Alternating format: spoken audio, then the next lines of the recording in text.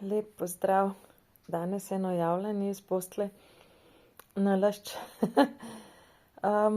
Zadnjič sem gledala en video ni bil video, bil je prav seminar iz Švedske o mialgičnem encefalomielitisu, se pravi o sindromu kronične utrujenosti, in tukaj je ena gospa zdravnica rekla, da se meri, koliko si utrujen potem, kolikrat imaš ti noge gor, se pravi na postelji, kolikrat jih imaš dvignjene, da ne moreš stati, ne.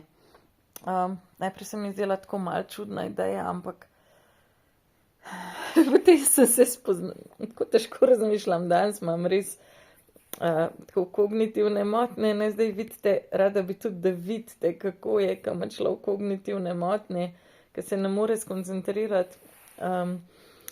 Jaz sem potem vzela štoparco, a veste. Zakaj sem vzela štoparco? Zato, ker vsakič, ko sem govorila z eno mojo prijateljico iz Srbije, ko se z videom pogovarjava, ne, prek videa, vedno sem ležala, vedno, vsak teden, večkrat.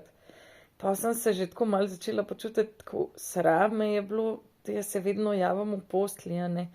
Potem sem začela razmišljati, saj sem res toliko veliko v postelji, kar naprej sem v postelji, nič ne morem, a ne, vstanem, ležim, sredi, ko delam, ne vem, kosila, ugasnem se, pa se grem uležt in to milijonkrat.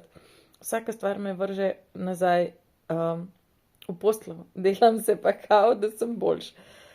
To smo ljudje, ki smo zelo sposobni svoj živčni sistem natrenirati na adrenalin, da si skozi nek adrenalin dajemo, ampak tisti pol skozi pade, tako gre gor, dol,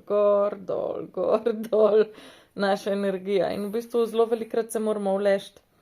Hotela sem vam predlagati, da si začnete štopati, koliko ur na dan ležite, ker ko sem si jaz začela štopati, to je bilo neverjetno, koliko veliko ur sem jaz ležala. A ne? Glejte, zdajle sem bila v Beogradu posledice, a ne, jaz dobim takoj herpese, vrže me totalno oči, vidite, da so oči rdeče, ko mi živim, a ne. Ležim post-exertional malaise, se reče temu, po utrujenost, po nekem gibanju, ko te popolnoma vrže, pa res čist, nič ne moreš.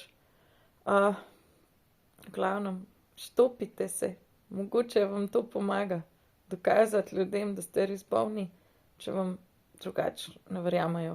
In tudi sami boste začudeni, kako strašno veliko ur preležite. Lepo bote.